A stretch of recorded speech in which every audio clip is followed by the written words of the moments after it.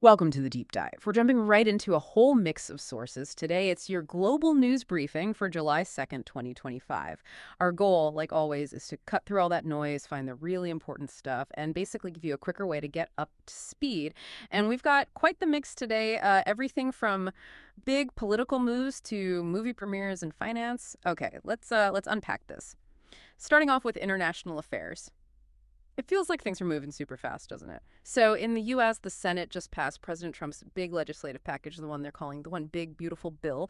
That's a pretty major step towards it becoming actual law. What's the significance of a bill like that? Well, these really broad domestic bills, they're not just policy details. They often signal a pretty big ideological push. They can aim to reshape things like federal spending or the whole regulatory landscape. The effects can ripple out for years. But, while D.C. is focused on that, things can change on a dime elsewhere. Look at Thailand. The Constitutional Court there just suspended the Prime Minister, Paetongtarn Shinawatra. There's an ethics case involved. It just shows how volatile political leadership can be. Wow. Yeah, power dynamics shifting really quickly. Exactly. And speaking of global shifts, you also see Bangladesh confirming elections for 2026. That came after talks with U.S. officials about reforms and, well, aid packages.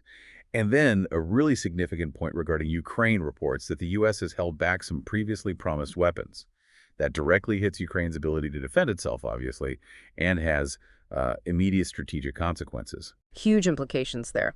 Okay, so shifting from those high-stakes strategic moves, let's look at business and the economy. Got two different things here. First, for the crypto folks listening, there's a new Solana spot ETF launching today, $7.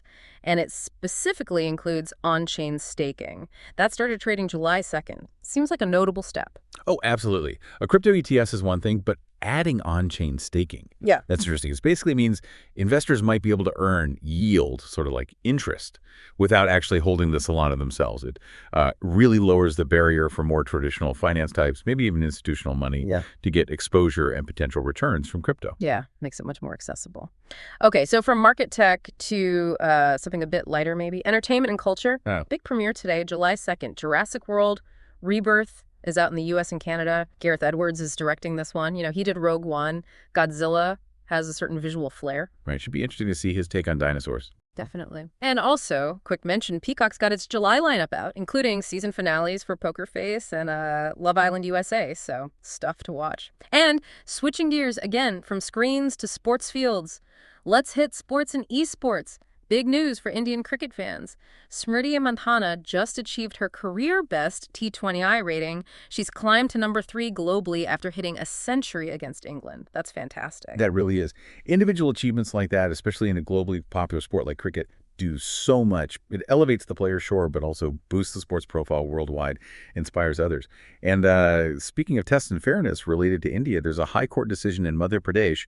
They've ordered a retest for the NEET UG exam. That's the big medical entrance exam. It's for students at centers in Indore and Ujjain who were affected by power outages during the original test. It raises, important questions about making sure these massive high-stakes exams are fair and reliable for everyone. That's a really crucial point about equity. Okay, so wrapping this up, we've kind of zipped across the map here.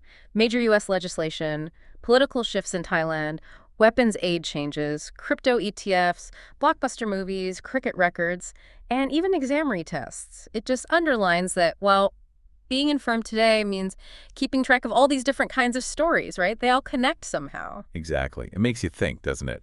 In a world where one news briefing covers everything from, like, huge policy decisions and crypto finance, all the way to movie premieres and sports rankings and exam fairness, how does your own way of taking in information, your information diet, actually keep up with that sheer variety? Quite a challenge, really. That is a great question to leave everyone with. We hope this deep dive gave you some useful insights and things to think about. Keep exploring, keep asking questions, and join us next time for another deep dive.